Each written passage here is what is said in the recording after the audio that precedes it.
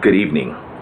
Today, I would like to talk about internet security and why it's important and who is solely responsible for that. Internet security is important. Why? Well, we use internet security for everything from baking, dating, to research. All of your personal information, from social security numbers, birth dates, name, addresses, all this is contained on the internet. That is why it's so imperative that we protect ourselves. Three things that are notorious for violating our privacy on the internet are spam, malware, and phishing. Today, I'd like to talk about a couple of those topics. Spam. Now, when I get on the internet and I go check my email, I usually look, I see my inbox, my spam box, my deleted box. My inbox, 2 messages. My spam box, 350. Why is that? As I go in and I check further, I look and I see auto loan repayment, mortgage help, all sorts of things that I haven't asked for. Why is that? Well, let's first cover what spam is. Spam is irrelevant or inappropriate messages sent to numerous people via the internet. Now, as I stated before, that is mostly through email. It has increased by the year drastically, mainly because of steady broadband connections that seem to never sever. It makes it easier for predators to get in. Spam? How can you get rid of spam? Well, spam can be thwarted by using spam filters. Most of your internet inboxes and Outlook and things like that already have spam filters incorporated in it. Now, I always was confused about the spam filters because sometimes I'll get messages from people that I want messages from that I haven't favorited and I still get through. So I'm not sure how the spam filter works and decides whether or not to consider something spam or not, but works for me. Phishing. Now, even though phishing starts with a PH, it pretty much has the same meaning as the one that starts with an F. Phishing, well, what they're doing pretty much is phishing for your information. Phishing preys on people's greed and their vulnerability. Say you have problems with tuition. Here's a promise to help you with your student loan payment. Say you have promises of winning money or prizes. Most people get greedy and decide to open things up and look at stuff they shouldn't be looking at. People are usually non-rational and emotional when they fall for phishing. Those are usually the people that get caught up the most.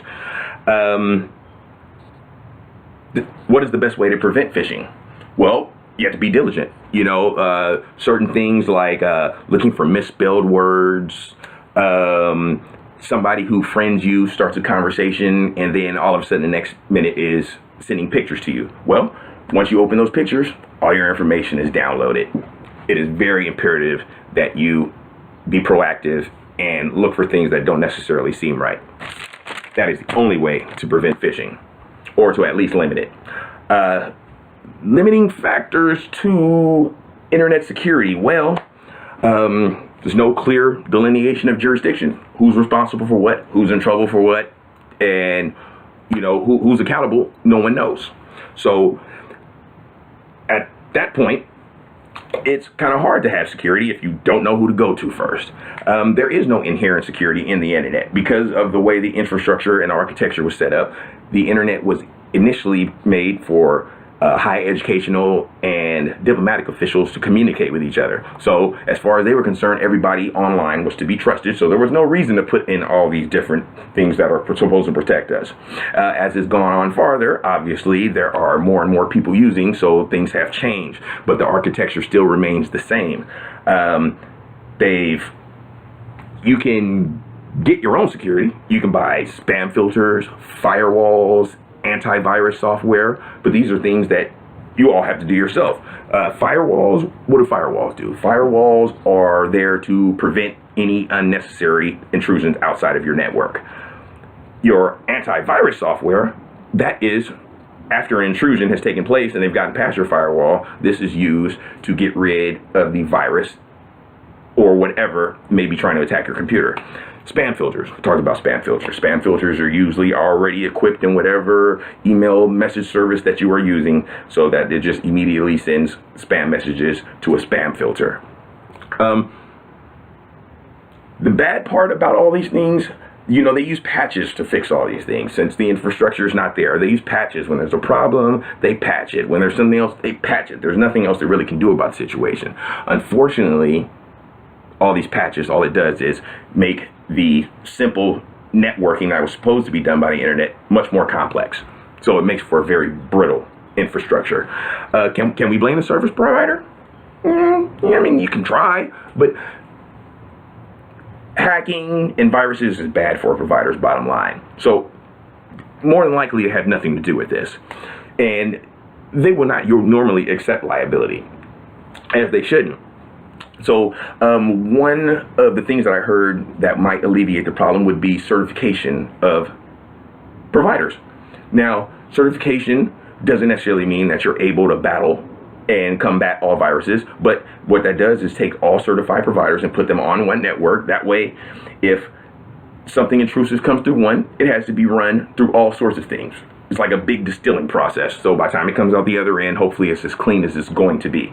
The only drawback to that is you'd have to have more certified providers than non-certified providers. Because the non-certified, I'm sure, would be cheaper and most people would still go with it. And that is a problem in itself.